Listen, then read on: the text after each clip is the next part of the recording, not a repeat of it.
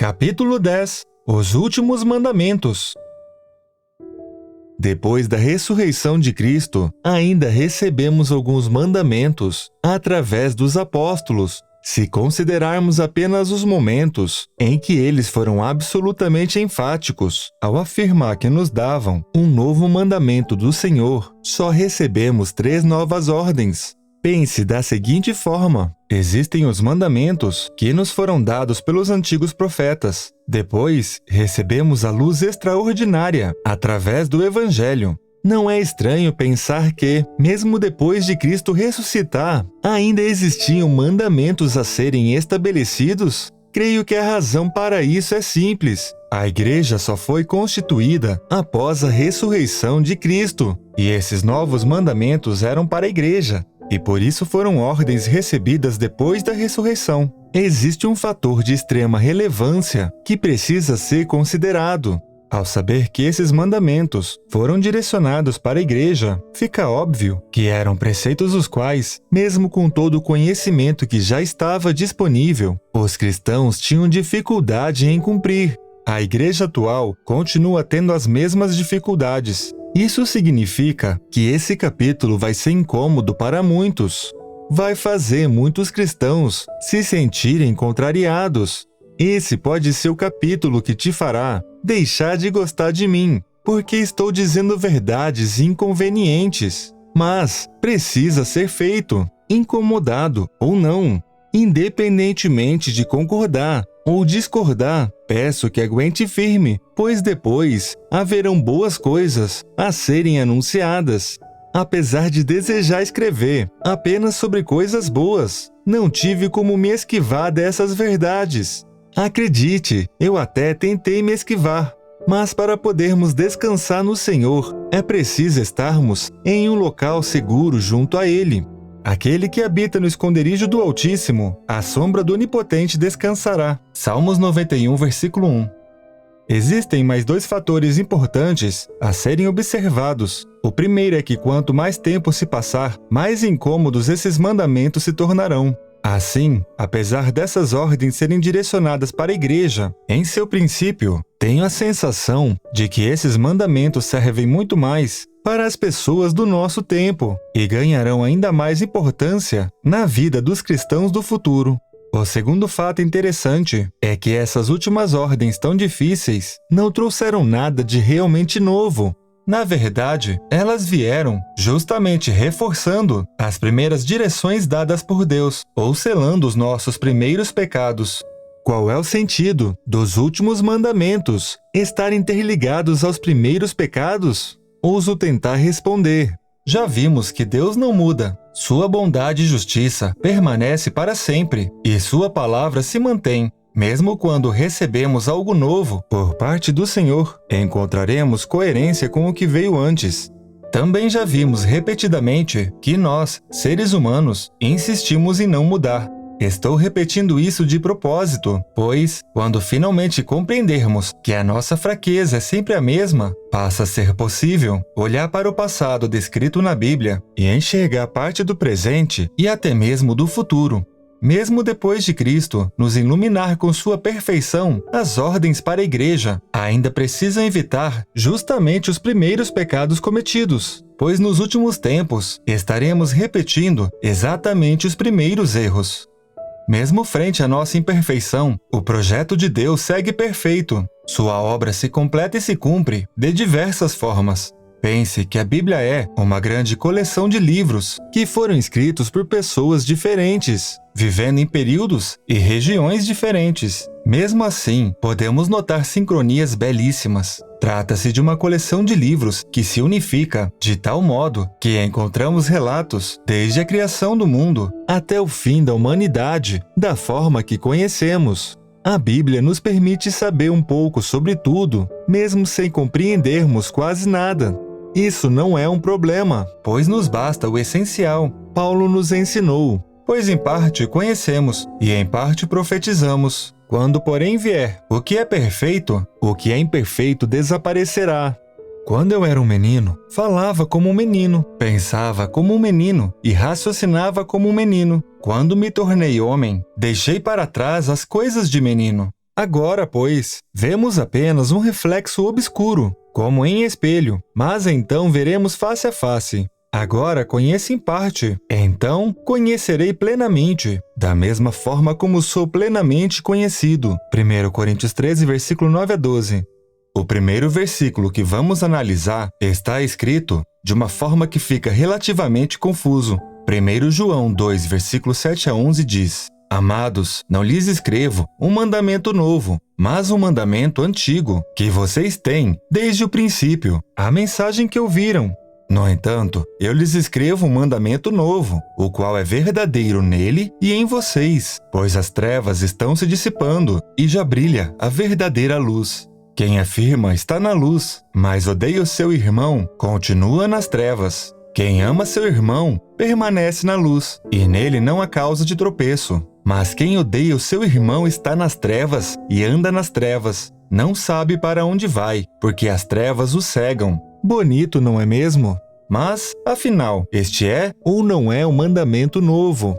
É claro que não, pois a ordem é para amarmos, e amar ao próximo, como a si mesmo, é um mandamento existente no Velho Testamento, que foi apontado por Jesus como sendo o segundo mandamento de maior importância. Por outro lado, é sim um novo mandamento, tendo em vista que João está falando para a igreja, que só foi fundada após a ressurreição de Cristo. Assim, essa ordem é para aqueles que se tornaram irmãos através de Jesus. Com a igreja consolidada, esse amor entre irmãos ganha um sentido especial. É natural que sejam gerados vínculos profundos entre irmãos, quer sejam irmãos de sangue ou entre irmãos em Cristo. No entanto, essa convivência profunda pode facilmente gerar invejas e intrigas. Depois de Adão e Eva serem expulsos do paraíso, o primeiro pecado descrito foi justamente o ódio gerado entre irmãos. Foi deste mal que surgiu o primeiro homicídio. Caim, ao se encher de inveja, matou seu irmão Abel, mesmo depois de Deus avisá-lo. Se fizer o que é certo, não é verdade que você será aceito? Mas se não fizer o que é certo, eis que o pecado está à porta, à sua espera. O desejo dele será contra você, mas é necessário que você o domine. Gênesis 4, versículo 7. Infelizmente, o aviso não adiantou, e Caim mergulhou no pecado. Em tempos novos, frente à revelação da graça feita por Cristo, o mandamento que nos foi dado deixa bem claro que basta odiarmos os nossos irmãos para estarmos em trevas. Nem ao menos é preciso chegar ao ponto de cometer um ato hediondo, pois o ódio já é suficiente para nos deixar em escuridão. João reforça essa ordem dizendo: Ele nos deu esse mandamento. Quem ama a Deus, ame também a seu irmão. 1 João 4, versículo 21. Um dos mandamentos deixado pelo apóstolo Paulo é absolutamente inconveniente para os tempos atuais. Isso faz com que alguns digam que esse ensinamento era direcionado apenas para a igreja daquela época. Outros fazem grandes contornos para anular e ignorar o que está escrito. E também tem aqueles que acusam o apóstolo de ser machista e de dizer coisas que eram ideias dele próprio e não de Deus. Só que a Bíblia não deixa nenhuma margem para nada disso. A ordem tão polêmica deixada por Paulo foi que as mulheres se conservem caladas nas igrejas, porque não lhes é permitido falar, mas estejam submissas, como também a lei o determina. Se, porém, querem aprender alguma coisa, perguntem em casa a seu próprio marido, porque a mulher é vergonhoso falar na igreja. Ao que parece, Paulo sabia que iríamos querer ignorar, pois ele fez questão de avisar categoricamente. Por acaso, a palavra de Deus se originou no meio de vocês? Ou será que ela veio exclusivamente para vocês? Se alguém se considera profeta ou espiritual, reconheça que é mandamento do Senhor o que estou escrevendo para vocês. E, se alguém o ignorar, será ignorado. 1 Coríntios 14, versículo 36 a 38. Ao orientar a mulher para ficar calada, será que a ordem é para que elas permaneçam literalmente mudas? O apóstolo fala mais sobre o assunto em outra passagem. Não permito que a mulher ensine, nem que exerça autoridade sobre o homem. Esteja, porém, em silêncio. 1 Timóteo 2, versículo 12. Ao que parece, a raiz do problema está em ensinar e exercer autoridade sobre a igreja. Mas qual o motivo? Será mesmo que Paulo era machista? Em sua carta aos Romanos, Paulo menciona ao final: recomendo-lhes nossa irmã Febe, serva da igreja em Cencreia. Peço que a recebam no Senhor, de maneira digna dos santos, e lhe prestem a ajuda que venha a necessitar, pois tem sido de grande auxílio para muita gente, inclusive para mim. Romanos 16, versículo 1 e 2. Como é possível perceber, o apóstolo não só recebeu ajuda dessa mulher, como também a recomenda como obreira da igreja. Paulo também escreveu ao final dessa mesma carta: saúdem Priscila e Áquila, meus colaboradores em Cristo Jesus. Arriscaram a vida por mim. Sou grato a eles. Não apenas eu, mas todas as igrejas dos gentios. Romanos 16, versículo 3 a 4. É interessante notar que Paulo colocou o nome da mulher, Priscila, à frente do nome do seu marido. Isso, sem dúvidas, evidencia a importância dessa mulher. É possível dar muitos outros exemplos de como as mulheres eram significativas na vida da igreja e do apóstolo, como saúde Trifena e Trifosa, mulheres que trabalham arduamente no Senhor. Romanos 16, versículo 12. Então, se Paulo não era machista, por que ele decidiu ter essa atitude de impedi-las de ensinar e exercer autoridade perante a igreja? O primeiro erro a buscar compreensão é justamente tentar julgar a atitude do apóstolo, sendo que ele deixou bem claro que se trata de um mandamento do Senhor. Quando julgamos Paulo, estamos fazendo igual ao povo do deserto, que desobedeciam a Deus e ainda julgavam a Moisés, como se as decisões fossem dele. Então, vamos mudar a pergunta: por que Deus tomou essa decisão? Por conta do meu trabalho, acabei mudando de cidade várias vezes. Devido a essas mudanças, tive a experiência de conhecer diversas igrejas em meio a culturas distintas. É incrível como até mesmo o senso de humor das pessoas muda em decorrência dos costumes regionais. Em uma das minhas mudanças, participei pela primeira vez de uma igreja que possui pastorado feminino. Naquele momento, acabei não correlacionando o fato com a proibição de Paulo, pois esse pastorado feminino era realizado frente às tarefas burocráticas da igreja. Na prática, a pastora era basicamente a mulher do pastor, e isso me pareceu normal, pois ela agia como uma auxiliadora. O tempo passou, comecei a amar aquele povo.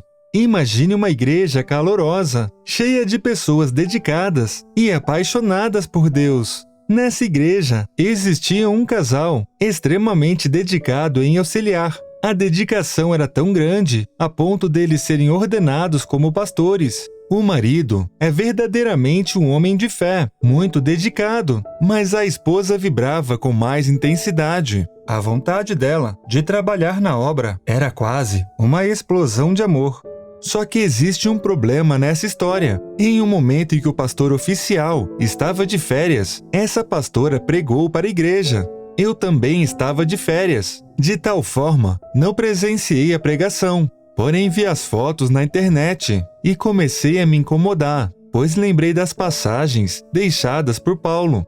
Aquele casal não ganhava nada para trabalhar na igreja. Era um pastorado voluntário, digno de admiração. Eu amo a Deus de todo o meu coração, mas eles conseguiam demonstrar uma paixão de um modo que eu não sei se faço. Provavelmente não. Tudo isso me fazia ficar chateado comigo mesmo.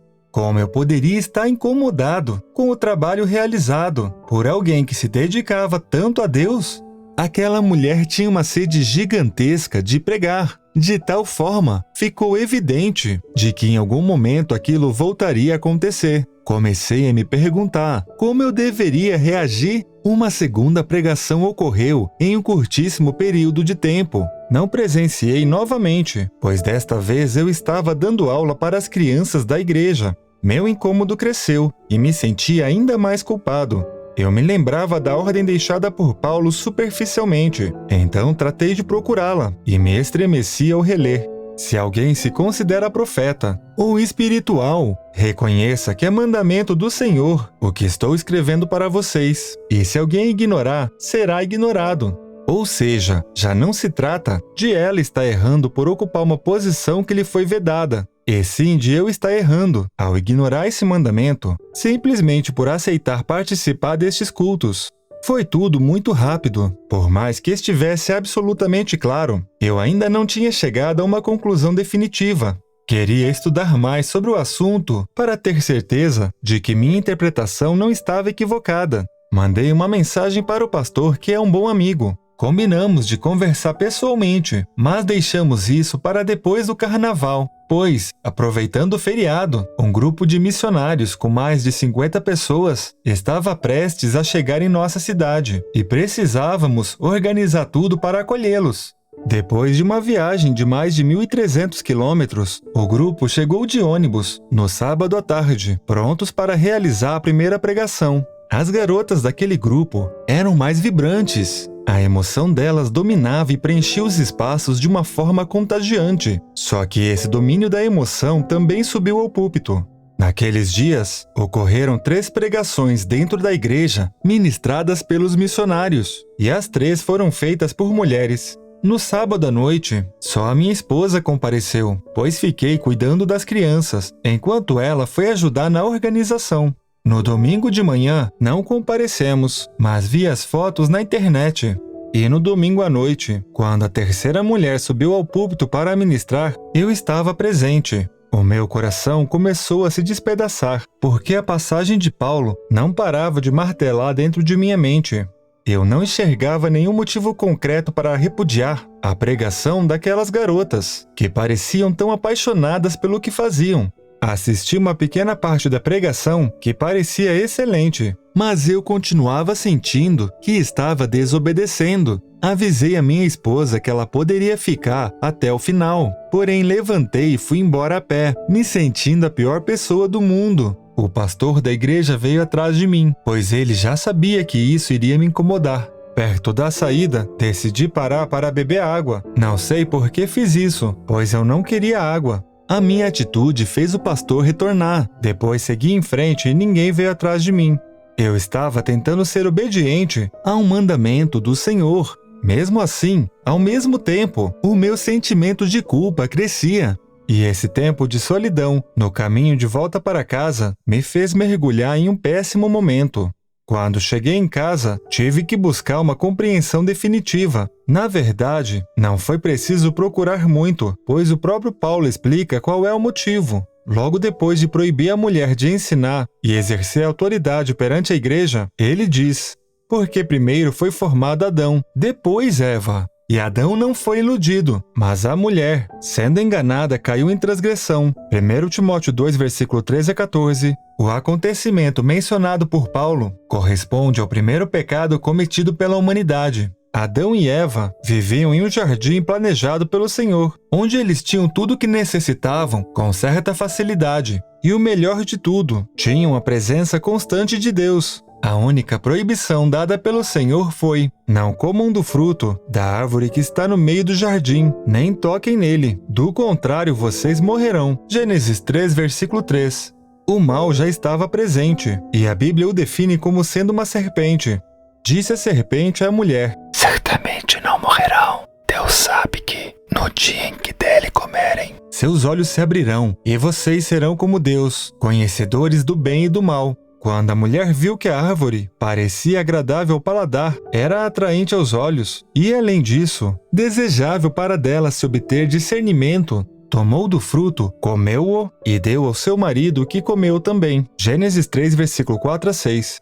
Depois de constatar a transgressão, Deus declarou à mulher: multiplicarei grandemente seu sofrimento na gravidez. Com sofrimento você dará luz a filhos. Seu desejo será para o seu marido, e ele a dominará.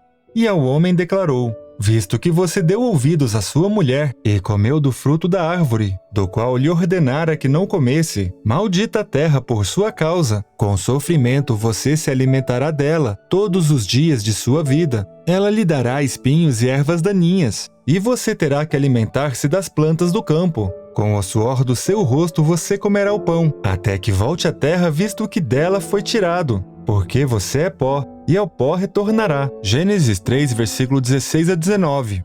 Agora vamos pensar. Quanto à dor do parto da mulher, é bem possível que isso seja simplesmente porque seu corpo se tornou corruptível. A dor faz parte desse nosso corpo corruptível e é útil para nos proteger. Talvez Deus tenha multiplicado a dor justamente porque isso se tornou necessário. Isso não é uma afirmação, e sim um pensamento. Será que eles sentiam dor no paraíso? Provavelmente não sentiam dor da forma que sentimos hoje. Do mesmo modo ao homem, o sofrimento para se alimentar e o suor para conseguir o pão parece ser apenas a consequência de um corpo corruptível e do fato deles serem expulsos de um ambiente onde Deus proporcionava tudo. Ou seja, é bem possível que nada disso seja realmente um castigo, e sim a consequência por terem escolhido um caminho que os afastava de Deus. Quanto à morte, Deus também já tinha avisado que era uma consequência de comer o fruto. Assim, nem isso podemos chamar de castigo. O único castigo que parece sobrar é a submissão da mulher em relação ao homem. Só que isso também não é tão simples assim. Homens e mulheres foram criados à imagem de Deus. Não cabe a ideia de superior ou inferior. De fato, existem diferenças, mas a explicação para isso é muito simples. Homens e mulheres foram projetados para serem complementares. Um sexo não é melhor que o outro, mas somos melhores juntos. A guerra entre os sexos só favorece a perversão e ao mal. Já cansei de repetir que a humanidade não muda e comete sempre os mesmos erros. Então é razoável pensar que homens e mulheres também tendem a repetir certos erros devido a características que lhes foram atribuídas desde o princípio da humanidade. Pense assim, o primeiro assassinato registrado na Bíblia foi cometido por um homem. Seria apenas coincidência que até hoje a maior parte dos assassinatos continuam sendo cometidos por homens? Se realmente herdamos características diferenciadas, será que a serpente não descobriu alguma característica feminina a qual percebeu que pode manipular? Frente a essa perspectiva, Deus não castigou a mulher. Na verdade, ele as protegeu de serem enganadas da mesma forma, geração após geração. Frente à argumentação, vale a pena ler novamente o que Paulo explicou. Porque primeiro foi formado Adão, depois Eva. E Adão não foi iludido, mas a mulher, sendo enganada, caiu em transgressão. Ou seja, não estou apenas especulando de forma vazia. Estou tentando entender melhor um fato apresentado com muita clareza. Mas afinal, que característica da mulher é essa que pode ser utilizada pela serpente? Essa é uma questão difícil de responder. Se Deus fosse explicar tudo em detalhes, não iríamos ter uma Bíblia, e sim a mais vasta das bibliotecas para estudarmos. Podemos sim aprender muito sobre o homem e a mulher ao ler a palavra de Deus, mas não vamos encontrar uma resposta direta a essa questão, porque é uma curiosidade e não uma necessidade. No entanto, não há nada de errado em observarmos o mundo à nossa volta para tentar compreender melhor a belíssima obra do Senhor. Vamos pensar no quesito físico. Não é possível negar que homens são mais fortes que as mulheres e que as mulheres costumam ser mais delicadas do que os homens. Repito, não se trata de uma disputa, e sim de um complemento. É claro que em ambos os sexos existe uma grande variabilidade de características. Sem dúvida, existem mulheres mais fortes do que eu. Só que para cada mulher mais forte do que eu, existem milhares de homens que também são. Então, na média, a força física é um atributo predominantemente masculino. Da mesma forma, sei ser mais delicado que muitas garotas. Mas isso não desfaz o fato de que a delicadeza é uma característica predominantemente feminina. E, no quesito mental, qual a maior diferença que podemos notar? Será que alguém pode negar que homens são mais propensos a se guiar pela razão, enquanto as mulheres tendem a ser mais emocionais? Quer um exemplo? Lembre-se da mulher que ajoelhou aos pés de Cristo chorando. Ela secou as lágrimas que caíam sobre os pés dele, utilizando o próprio cabelo. Depois os beijou e perfumou utilizando um perfume caro. Sinceramente, é bem mais difícil imaginar um homem tendo a mesma atitude. E não se trata apenas de questões culturais, pois aquela mulher também não tinha permissão para tomar uma atitude como essa. Ela foi imediatamente criticada, mas não se importou, pois o amor que estava sentindo ia muito além da razão. Será que isso significa que a emoção é superior à razão? É claro que não. Ambas as características são maravilhosas. e podem ser utilizadas para o bem ou para o mal. Vamos imaginar um casal que tem apenas um único filho. Esse garoto já está velho e, mesmo assim, não sai da casa dos pais, pois não consegue permanecer em nenhum emprego, porque ele se atrasa para o trabalho, falta sem motivos, vai trabalhar em condições inadequadas e logo acaba sendo demitido. Não existe uma regra, mas, de um modo geral, pais e mães tendem a agir de formas distintas. A atitude comum de um pai seria a de ser mais rígido, enquanto as mães costumam ter uma maior capacidade de notar quais sofrimentos o filho pode estar vivendo, e com isso elas tendem a ser mais amenas, sendo propensas a apaziguar a relação entre pai e filho. Em um caso como apresentado, qual é a atitude certa dos pais? A vida não é assim tão simples. Os detalhes oferecidos não nos permitem compreender o que de fato a família estava vivendo. E mesmo que conhecêssemos todos os detalhes, não é fácil encontrar o equilíbrio entre a razão e a emoção. Imagine que o pai tenha endurecido ao ponto de expulsar o filho de casa, e que o garoto se enfureceu e se afastou da família. Depois sofreu muito quando o pai impediu a mãe de ajudá-lo financeiramente. Vamos imaginar duas situações resultantes. Na primeira, apesar do sofrimento, o rapaz se viu obrigado a amadurecer e encontrou seu caminho. Na segunda, esse garoto começou a beber e farrear ainda mais. Para sustentar tudo isso, se envolveu com pessoas ruins e acabou na cadeia. Na versão da história em que o garoto mudou de posicionamento, ninguém vai agradecer ao pai tão cedo por ter dado o empurrão necessário. Na maior parte das vezes, o pai ainda vai ser visto como o responsável por gerar sofrimento. Costuma demorar para alguém reconhecer que foi a atitude certa. Na versão da história em que o filho insistiu no erro, o pai pode ser facilmente apontado como sendo o grande culpado. É mais ou menos como ocorre quando alguns consideram Deus como sendo cruel, quando na verdade ele está sempre buscando o nosso bem, mesmo quando precisa ser duro. A diferença é que pais humanos realmente erram em suas decisões, já Deus permanece perfeito.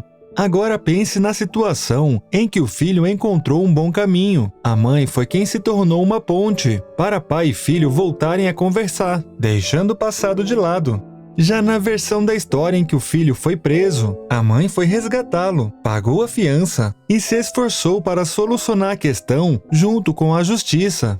É mais ou menos assim que Deus faz com todos nós. Por mais que a humanidade insista em fazer tudo errado, Ele encontra maneiras de manter e de renovar as alianças que nós quebramos. É Ele quem busca a nossa união e deseja nos levar de volta para casa, mesmo sem merecermos. Durante essa vida, a qualquer momento, podemos aceitar o convite de reconciliação. Estou tentando demonstrar que Deus é completo, enquanto nós fomos feitos para nos complementarmos. Todos os nossos atributos, masculinos e femininos, fazem parte do Senhor, pois fomos feitos à sua imagem e semelhança. Mas não dá para negar que na Bíblia, Deus sempre foi apresentado no masculino, inclusive por Jesus, que o chamava de Pai. Não tenho a menor ideia de qual foi o motivo ou objetivo. Seja como for, se é assim que ele se apresenta, então será sempre assim que me direcionarei a ele. Tenha cuidado, o mal utiliza sutilezas emocionais para nos fazer errar de formas que nem ao menos compreendemos ou percebemos. Vamos voltar a focar na ordem dada por Deus. Os homens, por serem mais voltados para a razão, são propensos a serem mais rígidos no que compreendem como certo ou errado. Em outras palavras, podemos dizer que o homem é menos predisposto a permitir que a emoção o faça mudar de ideia. E isso é terrível quando seguimos preceitos humanos distorcidos, mas é maravilhoso quando cremos em Deus e seguimos seus mandamentos. Já a emoção da mulher, tão maravilhosa para a maternidade, lhe permite enxergar dentro de um maior leque de perspectivas. Acredito que a serpente soube e continua sabendo como utilizar a emoção para levá-las ao engano com maior facilidade. E essa emoção é tão poderosa que, para o bem ou para o mal, é capaz de calar a razão. Assim, com tudo isso reforça a ideia de que Deus colocou a mulher sob o domínio do homem para protegê-la da serpente. E nesse rumo, o homem também é protegido, já que a mulher é altamente capaz de convencê-lo. O novo mandamento dado por Paulo apenas revigora uma ordem que Deus estabeleceu desde o começo da humanidade. Só que desta vez, a ordem teve como objetivo a proteção da igreja. Não se trata de classificar as mulheres com inferioridade. Na verdade, se pararmos para pensar, é justamente o contrário. A habilidade feminina é extremamente poderosa, mas infelizmente pode ser utilizada para o engano. Em muitos aspectos, a igreja tem que ser rígida e imutável, e não importa o quanto o mundo se incomode com isso. Não existe nenhuma intenção por parte de Deus de conciliar a igreja com o mundo. Convocando a multidão e juntamente com os discípulos, Jesus lhes disse: "Se alguém quer vir após mim, negue a si mesmo, tome a sua cruz e siga-me, pois quem quiser salvar a sua vida a perderá, e quem perder a vida por minha causa e por causa do Evangelho, esse a salvará. De que adianta uma pessoa ganhar o mundo e perder a sua alma? Que daria uma pessoa em troca de sua alma? Pois quem, nesta geração adúltera e pecadora, se envergonhar de mim e de minhas palavras, também o Filho do Homem se envergonhará dele, quando vier na glória do seu Pai com os santos anjos." Marcos 8, versículo 34 a 38. Concordar com os argumentos apresentados é uma opção, mas não dá para discordar de um mandamento de Deus, entregue através de Paulo. Não importa se concordamos ou não, o que importa é obedecer. Muitos dos que discordam tentam utilizar a própria Bíblia para anular o mandamento. Um exemplo é mencionar outra passagem deixada pelo próprio apóstolo Paulo, que diz: "Não há judeu nem grego, escravo ou livre, homem ou mulher, pois todos são um em Cristo Jesus." Gálatas 3, versículo 28.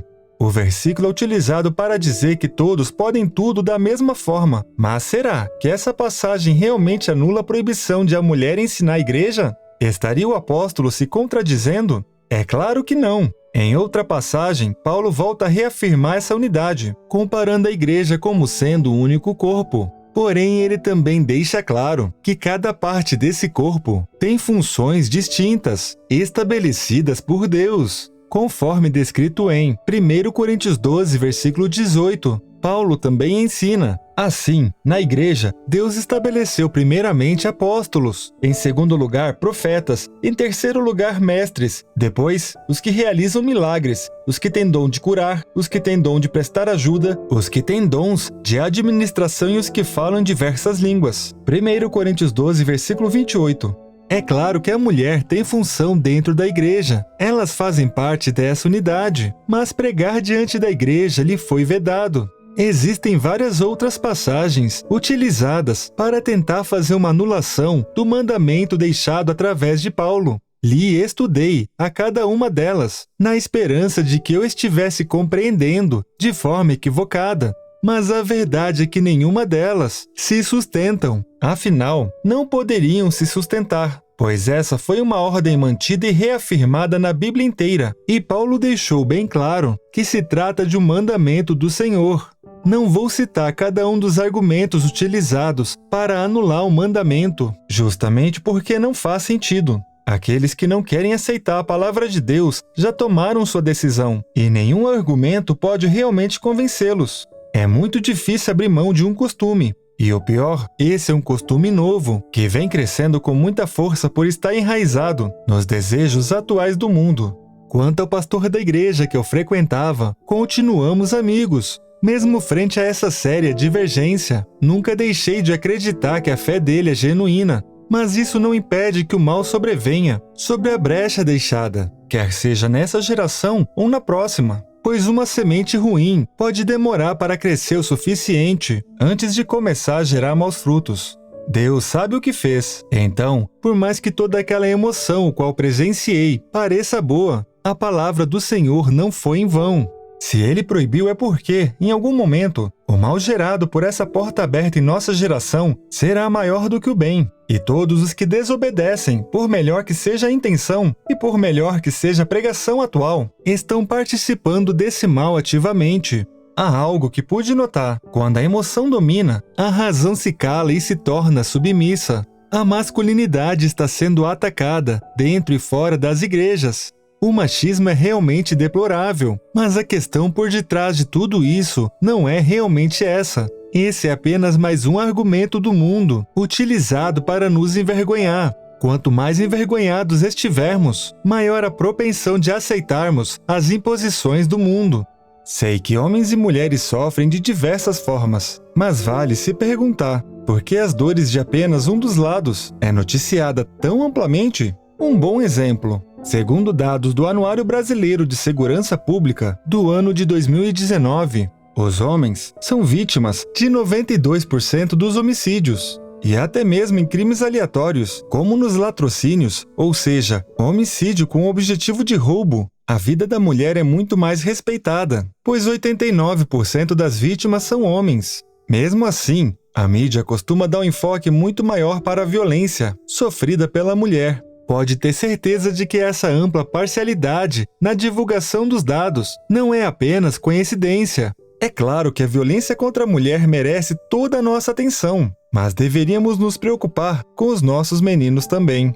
Só mais um exemplo. Utilizando o sistema de informações sobre mortalidade do Ministério da Saúde, é possível observar que aproximadamente 8 em cada 10 suicídios ocorrem entre homens. Esses dados não parecem fazer jus à ideia do gigantesco privilégio masculino tão divulgado. É claro que existem argumentos para colocar a culpa neles, até mesmo nos suicídios. No próximo capítulo falarei mais sobre meias-verdades que nos induzem a erros completos. O pai da mentira é um grande expert em fazer isso. Para mim, é levemente estranho argumentar em direção a defender homens, pois sou de uma geração que passou a vida inteira sendo doutrinada a enxergar a dor unicamente na perspectiva da mulher. Esse é um jeito de nos induzir a acreditar que nada pode ser vedado a elas, sem que isso seja considerado uma terrível ofensa. É por isso que eu me senti tão mal quando percebi que eu não deveria ser submisso a um pastorado feminino. Eu me senti como alguém indigno de existir, e pode acreditar, não estou exagerando. A Bíblia ensina: vistam toda a armadura de Deus, para poderem ficar firmes contra as ciladas do diabo, pois nossa luta não é contra pessoas, mas contra poderes e autoridades, contra os dominadores deste mundo de trevas, contra as forças espirituais do mal nas regiões celestiais. Efésios 6, versículo 11 a 12.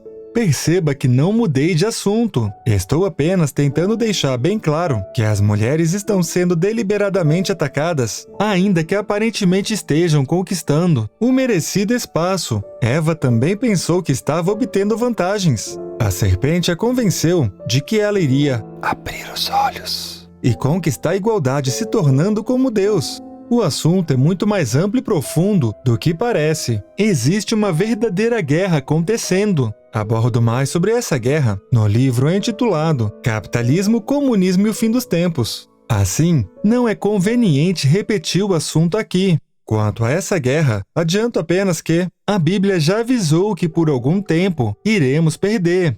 Vamos ao último mandamento, direcionado à igreja. Também é um mandamento que vai se tornando cada vez mais difícil de ser cumprido frente aos costumes atuais. Paulo escreveu: aos casados dou esse mandamento, não eu, mas o Senhor, que a esposa não se separe do seu marido, mas se fizer, que permaneça sem se casar, ou então reconcilie-se com seu marido, e o marido não se divorcie de sua mulher. 1 Coríntios 7, versículo 10 e 11. Logo após criar o homem e a mulher, o objetivo de Deus foi definido. O homem deixará pai e mãe e se unirá à sua mulher, e eles se tornarão uma só carne. Gênesis 2, versículo 24. Ao indicar a formação de uma só carne, fica claro que o objetivo sempre foi uma união permanente. Jesus explicou isso quando alguns fariseus o puseram à prova, perguntando: é lícito ao homem repudiar sua mulher? Jesus respondeu: o que foi que Moisés ordenou a vocês? Eles disseram: Moisés permitiu escrever uma carta de divórcio e repudiar. Mas Jesus lhes disse: foi por causa da dureza do coração de vocês que Moisés deixou escrito esse mandamento. Porém, desde o princípio da criação, Deus os fez homem e mulher. Por isso o homem deixará seu pai e sua mãe e se unirá à sua mulher, tornando-se os dois uma só carne, de modo que não são mais dois, porém uma só carne. Portanto, o que Deus uniu, ninguém o separe. Marcos 10, versículo 2 a 9. Por mais incômodo que seja, o mandamento dado através de Paulo veio para fortalecer na igreja o que Deus definiu desde o princípio. Será que Deus quer que sejamos infelizes, nos forçando a ficar do lado de alguém que não amamos mais? Sendo a convivência, às vezes, extremamente difícil de ser suportada. É claro que a intenção não é essa. Não se trata de castigar a indivíduos, e sim de proteger a coletividade. Um outro entendimento que precisa ser repetido, até que finalmente entre em nossos corações, é a de que ideias são contagiosas. A separação é uma ideia que ataca diretamente a instituição do casamento como um todo. Darei um exemplo prático. Pense no glamour que a televisão cria em cima da vida amorosa de artistas famosos. Há muitas pessoas que literalmente se excitam ao saber que fulano se separou e agora está com Beltrana. E o glamour do novo casamento geram novas matérias e ainda mais comentários. Uma verdadeira fortuna é gasta em um casamento que só duram 2 ou 3 anos. Então, surgem matérias falando sobre a traição. Em seguida vem a notícia da separação e começa a surgir boatos sobre qual é o novo relacionamento dessas, entre aspas, celebridades. Aos poucos, a ideia de casamento é ridicularizada e banalizada. A separação se torna mais empolgante que o próprio casamento. O grande problema é que toda e qualquer separação causa algum efeito na sociedade. É comum que uma pessoa infeliz tente afirmar para si mesma que está bem, mesmo quando não está. E nesse caminho, um indivíduo pode, inconscientemente, se tornar uma propaganda ambulante. Ou então, muitos não querem estar sozinhos frente a uma escolha e incentivam a outros na mesma direção. Na verdade, nem ao menos é preciso que um divorciado exerça uma influência direta. A instituição do casamento vai se esfarelando pelo simples fato de existirem cada vez mais casais se separando. Ninguém precisa dizer nada para que as crianças percebam isso dentro dos colégios, desde pequenas.